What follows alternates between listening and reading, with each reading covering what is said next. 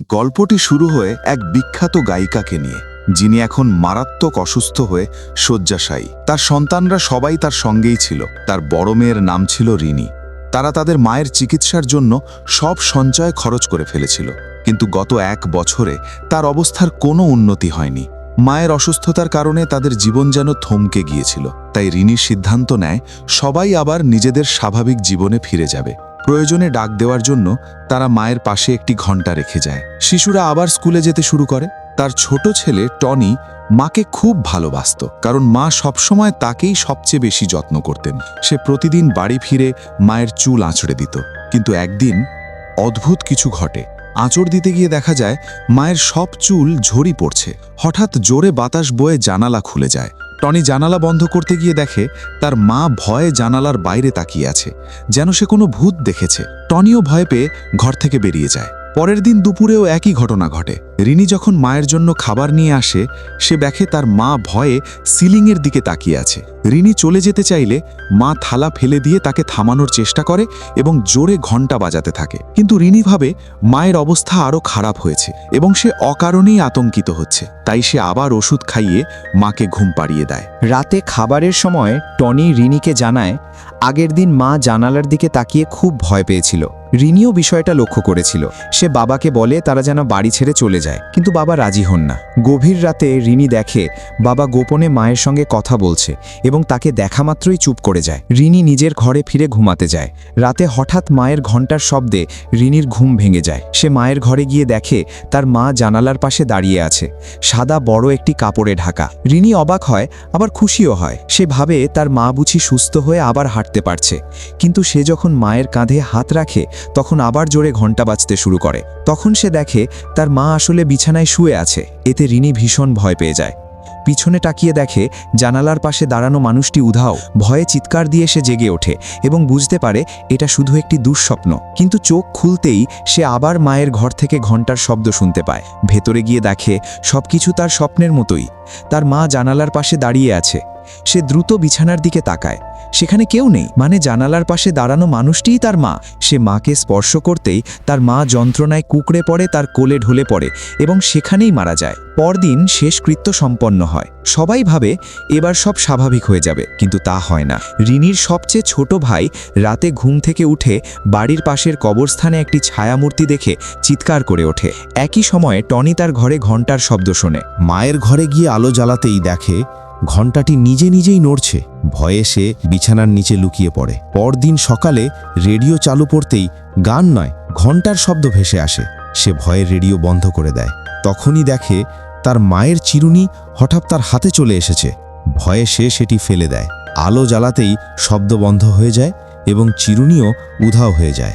রিনি বিশ্বাস করে এগুলো তার মায়ের জিনিস এবং এগুলো ছাড়া তার আত্মা শান্তি পাচ্ছে না।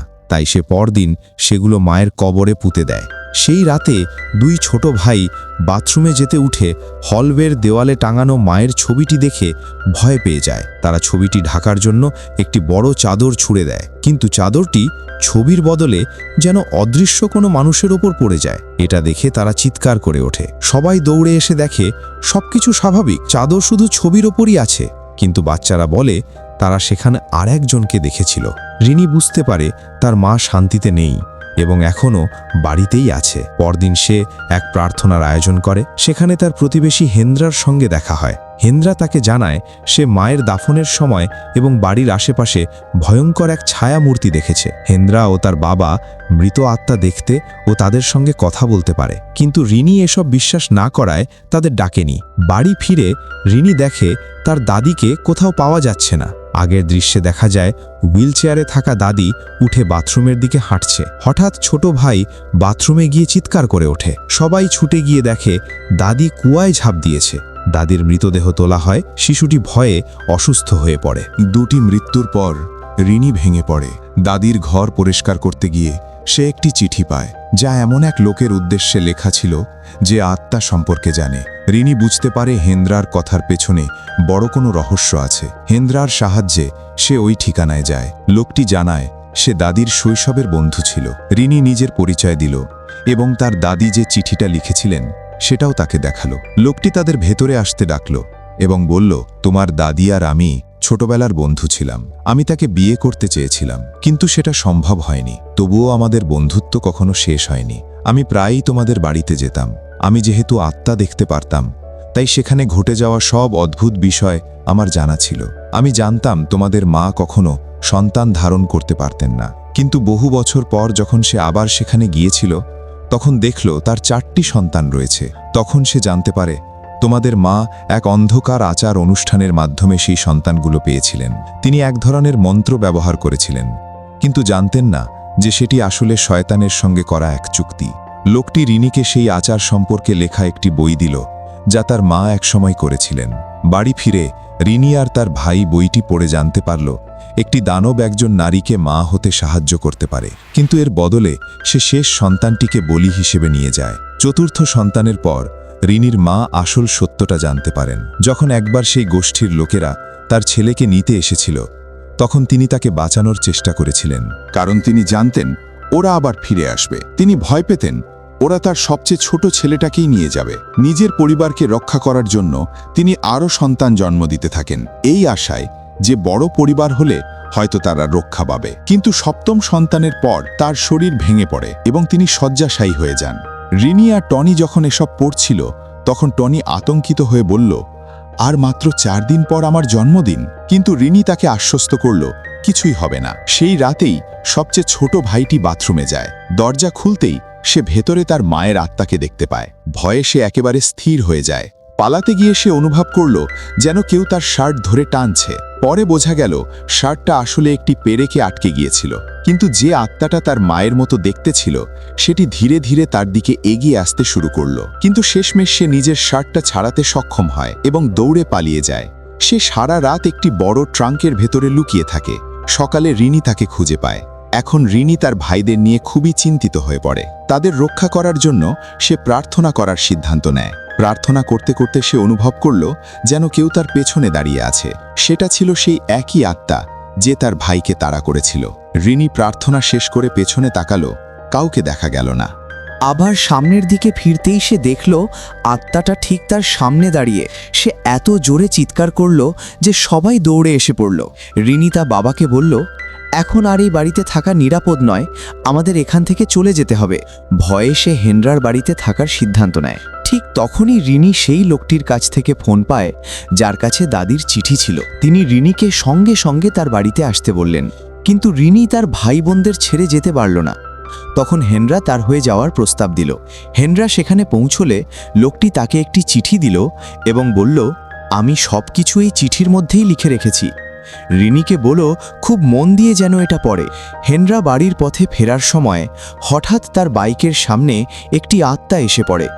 সে নিয়ন্ত্রণ হারিয়ে দুর্ঘটনার শিকার হয়। ঠিক সেই মুহূর্তেই একটি ট্রাক এসে তাকে চাপা দিয়ে মেরে ফেলে। তখনই স্পষ্ট হয়ে যায় কেউ চাইছিল না রিনি এই সত্যটা জানুক। হেনরার মৃতদেহ বাড়িতে আনা হয়। তখন রিনি তার পকেট থেকে পড়ে যাওয়া চিঠিটা খুঁজে পায়। গভীর রাতে জানালা বন্ধ করার সময় রিনি বাইরে হেনরার আত্মাকে দেখতে পায়। ভয়ে সে জানালা বন্ধ করতে যায়, কিন্তু কেউ তার হাত ধরে তাকে বাইরে টানার চেষ্টা করে। সে জোরে চিৎকার করলে তার ভাইয়েরা এসে তাকে উদ্ধার করে। সবাই ভয়ে কাঁপছিল। আমরা কি সবাই মারা যাওয়ার পরেই এখান থেকে যাব? বাবা কথা দিলেন তারা সকালে চলে যাবে, কিন্তু ভয়ঙ্কর ঘটনা তো রাতেও ঘটে। টনি যখন সবচেয়ে ছোট ভাইটাকে বাথরুমে নিয়ে গেল, হঠাৎ দরজাটা নিজে থেকেই লক হয়ে গেল। তারা দরজাটা খুলতে অনেক চেষ্টা করল, কিন্তু দরজাটা একদমই খুলছিল না। শেষ পর্যন্ত বাবা দরজাটা ভেঙে ফেললেন, কিন্তু ভেতরে ঢুকেই দেখলেন তার ছেলে সেখানে নেই। কেউ তাকে কুয়োর মধ্যে ছুঁড়ে ফেলেছিল। বাবা সঙ্গে সঙ্গে কুয়োতে ঝাঁপিয়ে পড়ে নিজের ছেলেকে উদ্ধার করলেন। বাইরে তখন প্রবল বৃষ্টি হচ্ছিল। রিনি লক্ষ্য করল অনেক মানুষ কালো পোশাক পরে বাড়ির বাইরে দাঁড়িয়ে আছে। তারা বৃষ্টির পরোয়া করছে না। রিনি আর তার বাবা বুঝে গেল ওরা শয়তানের দাস। তারা সবচেয়ে ছোট ছেলেটাকে বলি দেওয়ার জন্য এসেছে। কিন্তু কোনো বাবা নিজের সন্তানকে এভাবে ছেড়ে দিতে পারে না। তাই বাবা সব দরজা জানালা বন্ধ করে দিলেন। হঠাৎ করেই দাদির চেয়ার নিজে নিজে নড়ে উঠে বাবার দিকে উড়ে এলো। তিনি কোলে ধরা 2 সন্তানকে বাঁচাতে দৌড়ে হলওয়েতে চলে গেলেন। ঠিক তখনই আরেকটি টেবিল উড়ে এসে তাদের দিকে ধেয়ে এলো। এসব করছিল এক অদৃশ্য আত্মা। বাবা পালানোর চেষ্টা করলেন, কিন্তু সব দরজা লক হয়ে গেল। তিনি খুলতে চেষ্টা করলেন, কিন্তু দরজাগুলো আটকে ছিল। বাইরে তারা দেখল কালো পোশাক পরা এক ভয়ঙ্কর আত্মা সবকিছু নিয়ন্ত্রণ করছে। তাকে দেখে ছোট ছেলে লুকোতে চাইল, কিন্তু সেই আত্মা তাকে টেনে নিয়ে গেল। অন্য ভাই তাকে বাঁচাতে গিয়েও ব্যর্থ হলো। শয়তান ছেলেটাকে নিয়ে চলে গেল। এরপর দরজাগুলো খুলে গেল। বাইরে বের হয়ে তারা দেখল ছেলেটা আর নেই। সবাই খুব কষ্ট পেল, কিন্তু তারা জানত শয়তান এখন থামবে, কারণ সে যা চেয়েছিল তা পেয়ে গেছে। রিনির বাবা বাইরে দাঁড়িয়ে দেখলেন সেই গোষ্ঠীর লোকেরা বাড়ির চারপাশে লাল বীজ ছড়িয়ে দিচ্ছে। রিনিও বীজগুলো দেখেছিল, কিন্তু সে জানত না এগুলোর মানে কি। পরের রাতেই আবার ভয়ঙ্কর ঘটনা শুরু হলো। সেই গোষ্ঠী ফিরে এলো, এবার চতুর্থ ছেলেটাকে নিতে। আজ তারা জোর করে বাড়ির ভেতরে ঢোকার চেষ্টা করছিল। রিনি আর তার বাবা দরজা চেপে ধরে রাখছিল। ঠিক তখনই তারা পেছনের দরজা থেকে একটি আওয়াজ শুনল। ওটা ছিল সেই লোকটা যে চিঠিতে সাহায্যের কথা লিখেছিল। সে তাদের বাঁচাতে এসেছিল। বাবা বাচ্চাদের গাড়ির দিকে দৌড়াতে বললেন। তখন তিনি বুঝলেন দরজাটা আর আটকে নেই। এটা ছিল দাদির আত্মা, যে তাদের সাহায্য করছিল। দাদি নিজের জীবন দিয়ে পরলোকে এমন শক্তি অর্জন করেছিলেন যাতে তিনি এই দানবদের বিরুদ্ধে লড়তে পারেন। পরিবারটি গাড়িতে উঠে অবশেষে সেখান থেকে চলে গেল। তারা ভাবল বিপদ শেষ, কিন্তু শয়তান কখনোই তার কাজ শেষ না হওয়া পর্যন্ত থামে না। তারা কিছুদিন শহরে শান্তিতে থাকল। তারপর এক নতুন প্রতিবেশী এসে হাজির হলো। সে প্রতিদিন তাদের খাবার নিয়ে আসত। তারা জানত না সেও একজন শয়তানের দাস, সেই একই অভিশপ্ত বীজ নিয়ে। এই বীজগুলো অন্ধকার শক্তিকে আরও বাড়িয়ে তোলে এবং দানবদের আবার ফিরে আসতে সাহায্য করে। এর মানে ছিল রিনির পরিবার আগের চেয়েও ভয়ঙ্কর এক বিপদের মুখোমুখি হতে চলেছে। আর এখানেই সিনেমার শেষ।